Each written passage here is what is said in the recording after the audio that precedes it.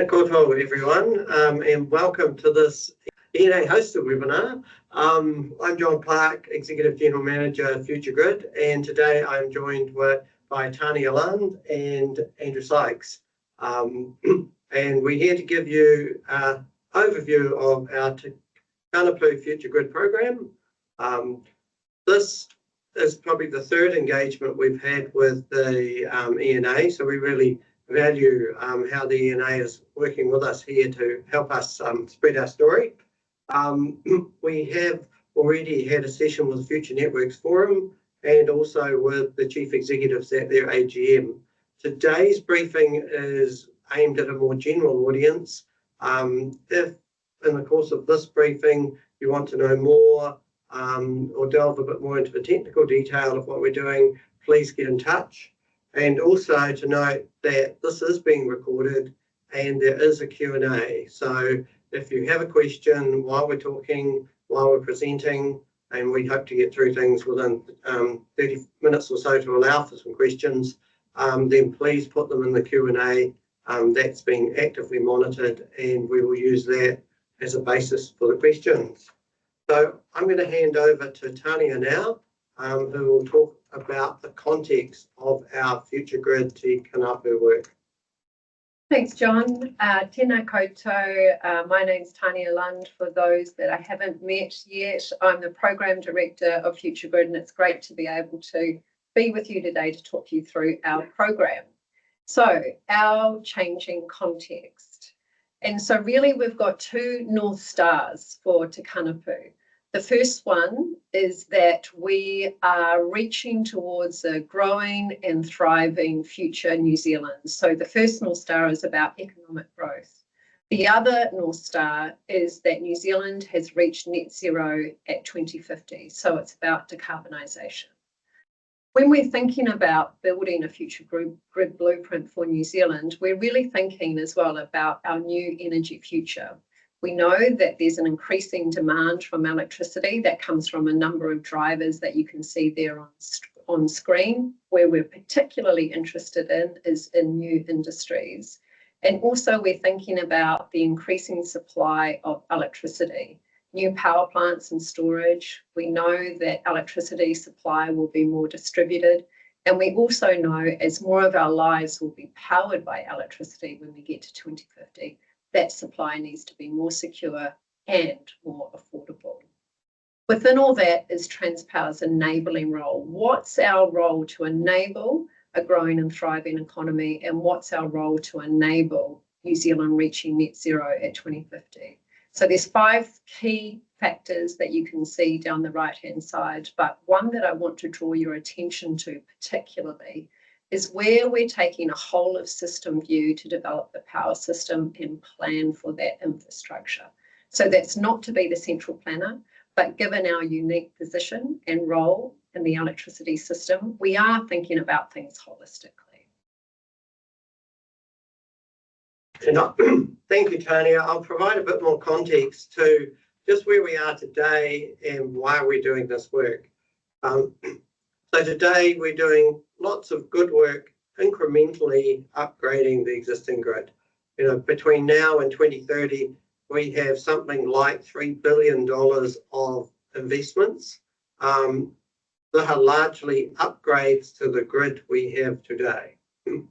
If you think about out to the future, out to 2050, a thriving, growing New Zealand, you know, potential in our earlier whakamana Te Māori Hiko work of a 70% increase in electricity demand, at some point that's likely to require more significant investment in the grid. So what we don't want to be is too late in realising the opportunity to need to do something more significant than just upgrade what we've got today. Hence the grid, future grid blueprint work. So our approach is ambitious. We are framing around, and Andrew will talk later, around scenarios where New Zealand does grow and is successful so that our children and grandchildren enjoy lifestyles similar to what we do today. Excuse me.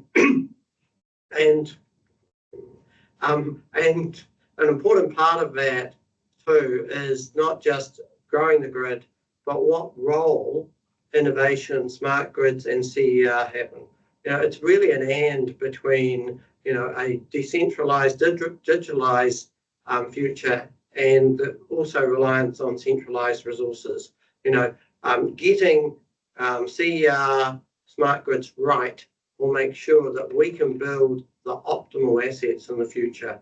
I've often said that's a case of being able to build 4-lane motorways that are busy all the time, not 8-lane motorways that are not fully utilised. I'll now hand over to Andrew to talk through our scenarios. Cool. Thank you, John. So one of the first things that we think about when we think about 2050 is uncertainty, right? There's a huge amount of uncertainty when we look that far into the future.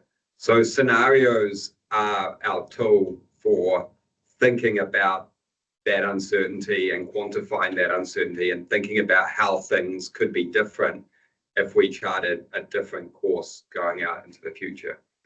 So what this slide shows is it really shows how we use those scenarios. We use 5 different scenarios. This chart shows how do we use those scenarios and look at to come to one grid blueprint for the future.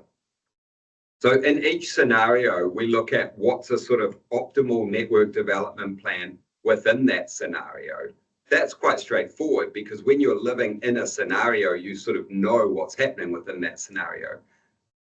Optimizing for 2050 in reality and the uncertainty is impossible.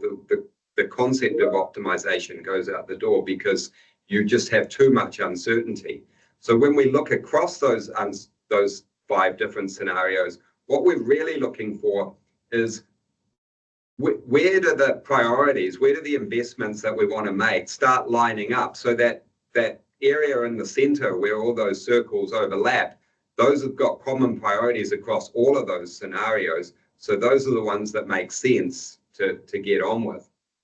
As you work your way further out into less and less overlapping, you reach more kind of high regrets, possibility of high regrets, where the investment might make sense, but it only really makes sense in that scenario, and therefore you're leaving yourself exposed to regretting that investment if that scenario doesn't eventuate.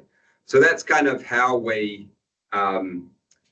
use our scenarios to come up with this future grid blueprint that we're working towards.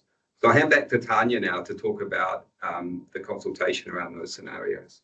Thank you.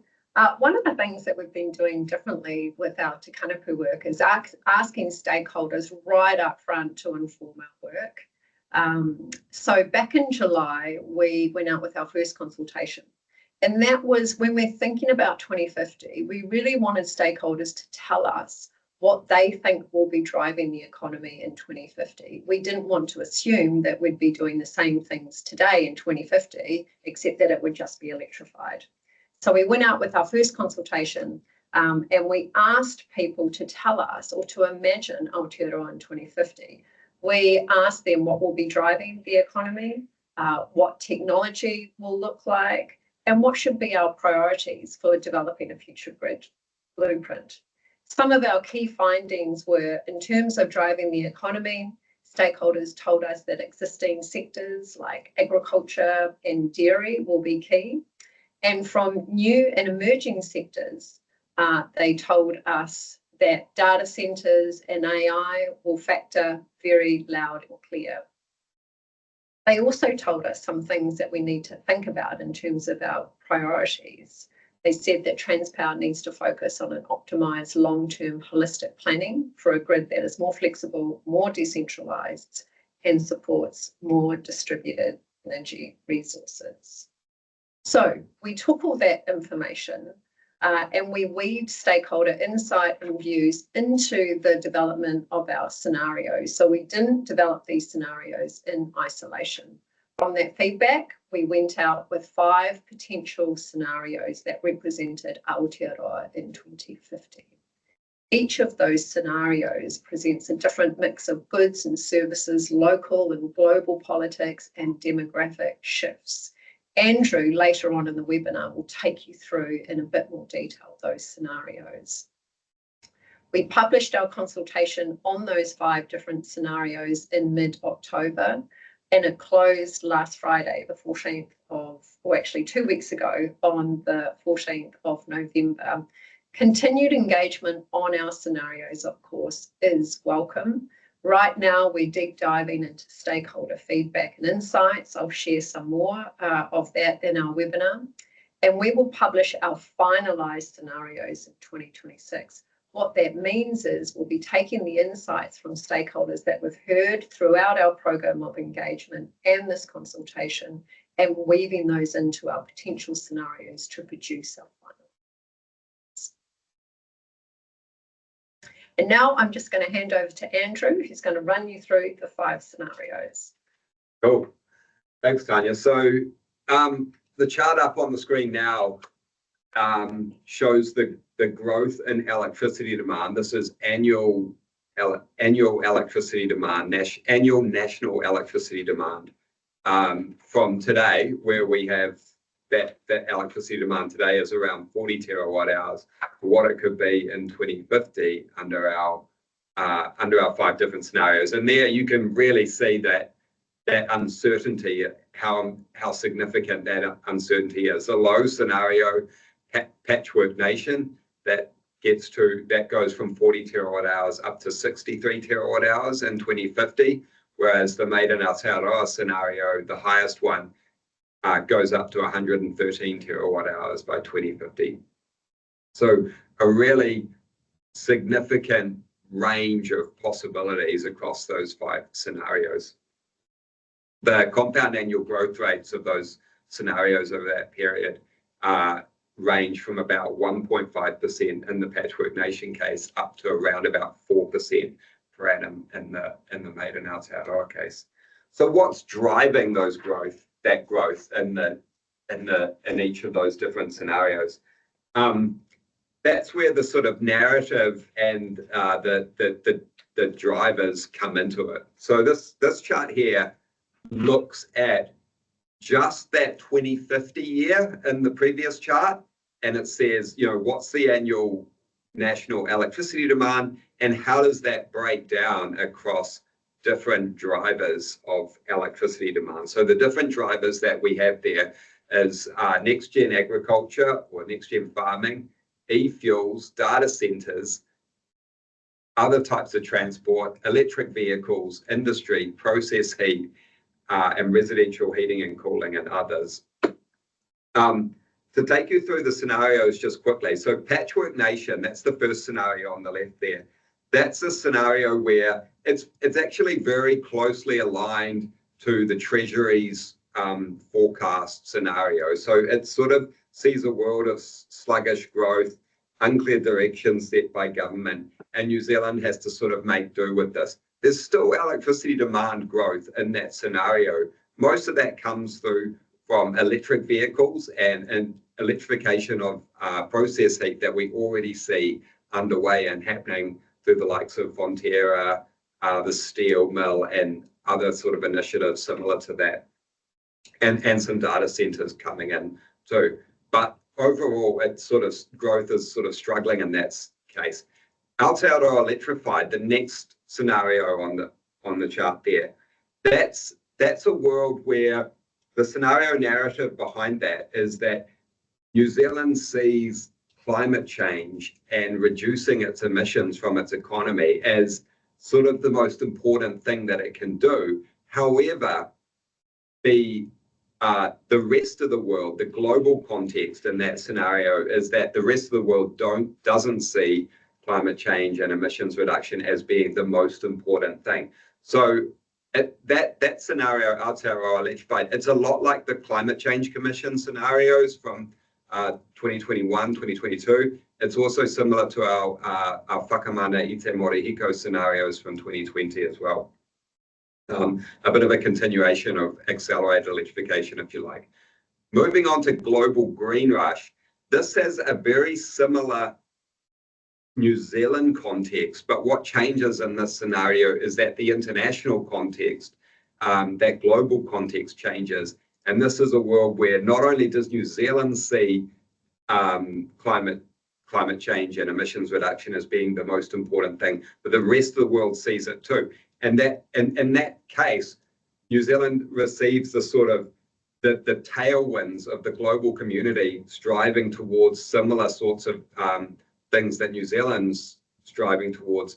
And so basically with the same national strategy, you can sort of achieve much more with it. So you see sort of more electric vehicles entering the mix, e-fuels becoming part of the generation demand, and more of that sort of next gen farming and higher industrial and process heat electrification as well.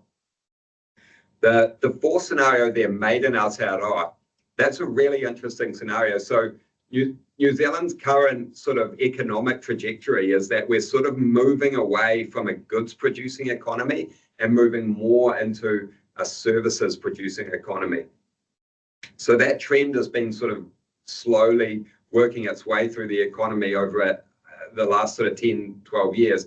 In this made in Aotearoa scenario, we imagine a world where that goods producing part of the economy experiences a bit of a revival, and we focus more on a sort of export-led economy.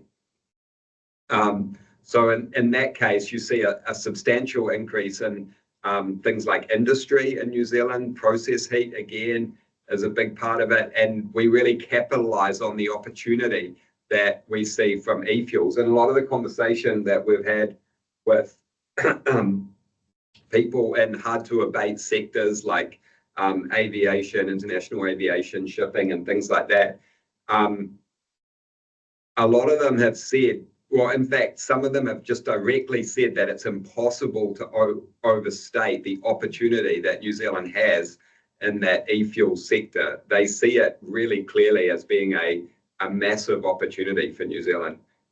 So that's a huge part of that made in Aotearoa scenario there.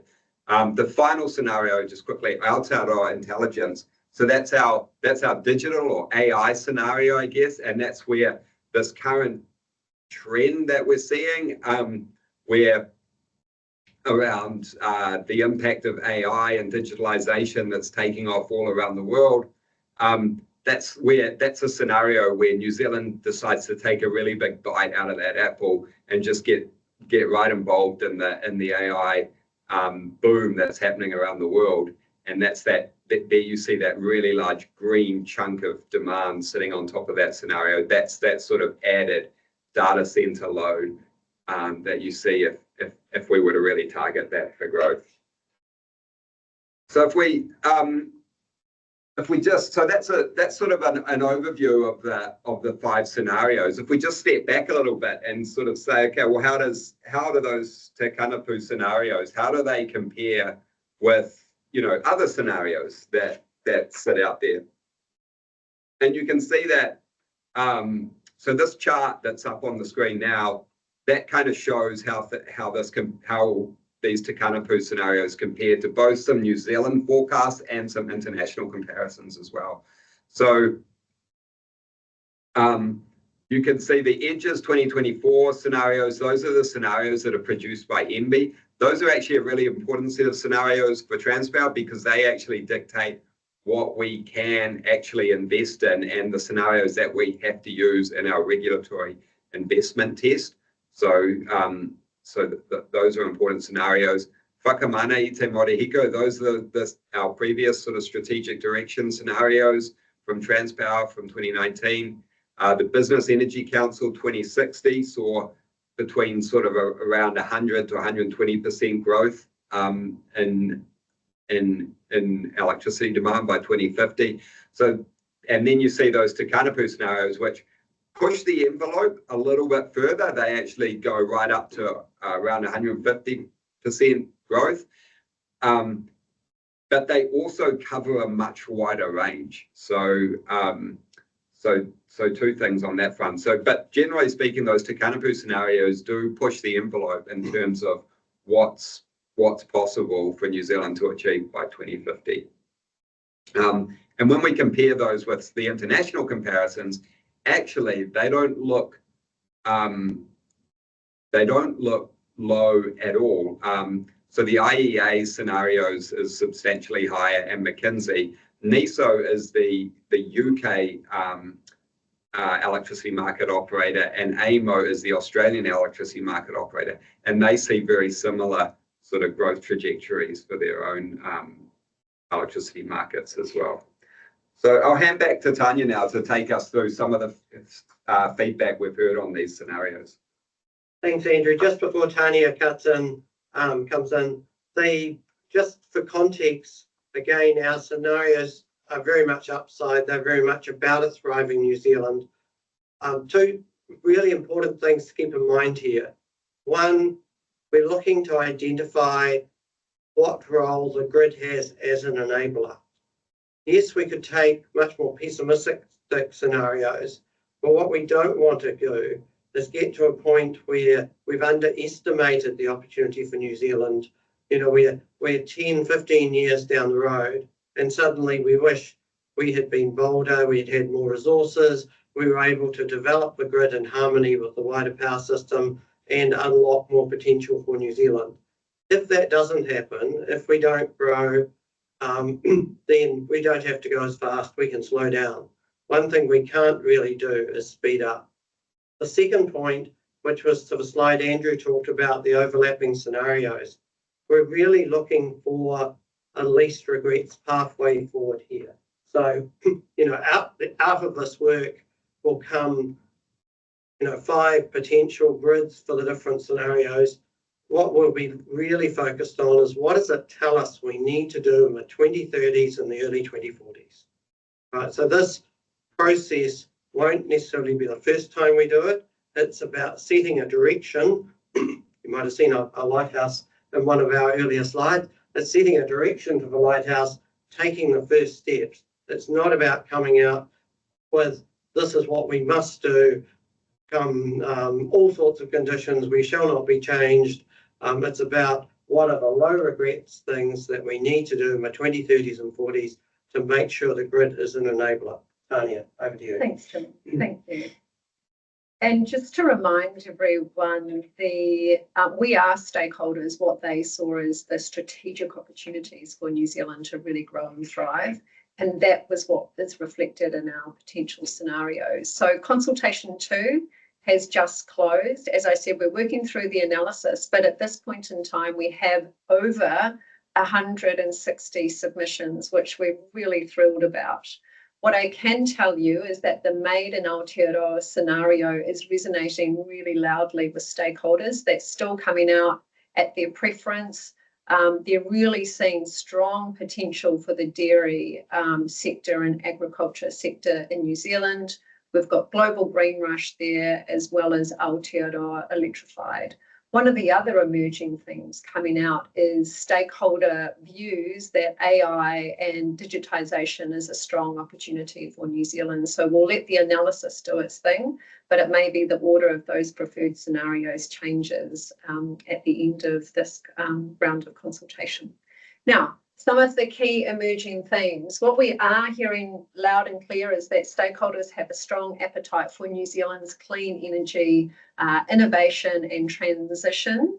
And they see that as a strong opportunity for New Zealand if we choose to lean into that. There's a lot of preference for local solar and batteries as well, particularly for energy independence. Likelihood and timing. We have heard from some stakeholders that they see the more ambitious scenarios as being unlikely given the relative flat electricity demand in the previous years, as well as there are some questions about our timing of those. In terms of market and governance, what we're hearing there is some stakeholders providing their views on how the energy sector could manage the tension between affordability and profit. We have also heard calls for strong depoliticised policy around energy, the need for enduring and long-term bipartisanship, particularly around an ambition for growth for New Zealand. We're also hearing too, Transpower needs to be more transparent with our investment plans, which is good news for us because that really provides strong support for the work we're doing to develop a future grid blueprint.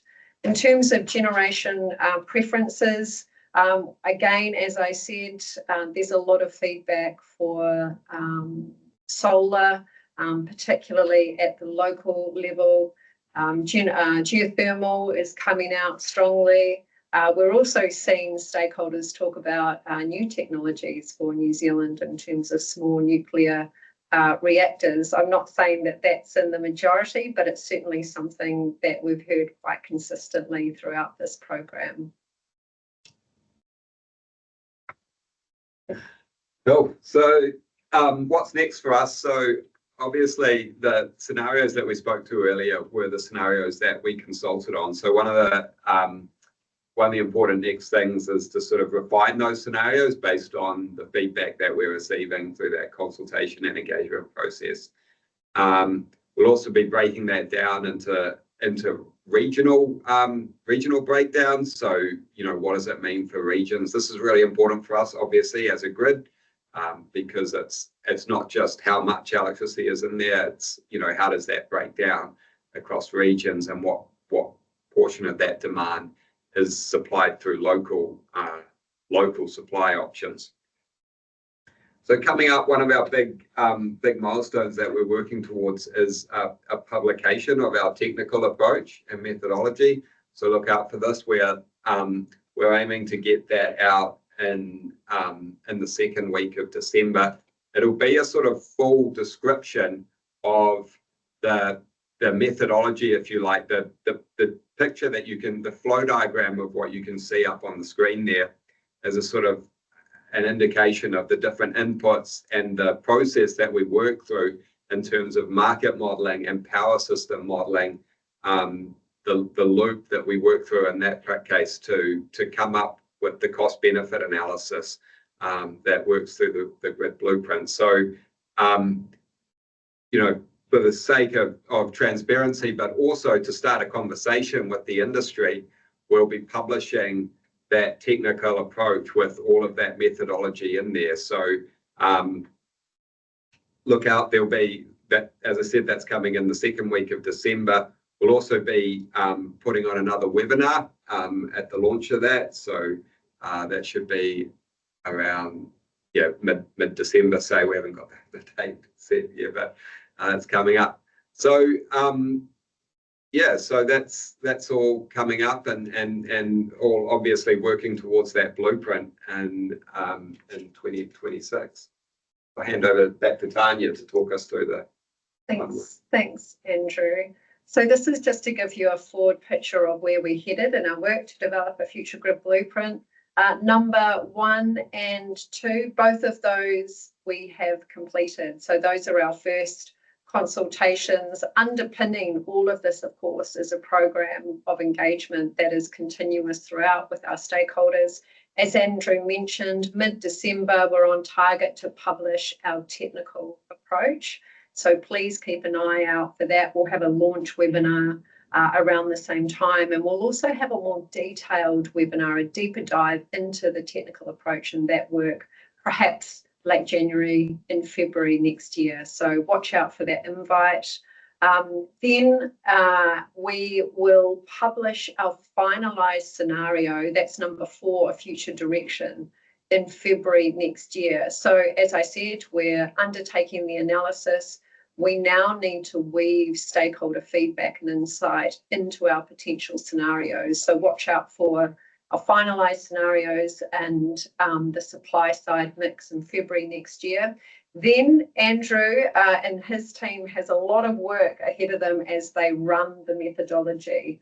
And the outcome of that will be the publication of our draft grid, our draft grid blueprint. It's a bit of a mouthful, later in 2026, but there'll be lots of comms, there'll be lots of engagement, there'll be lots of updates from Transpower ahead of that time. And then later, towards the end of 2026, we'll land the future grid blueprint.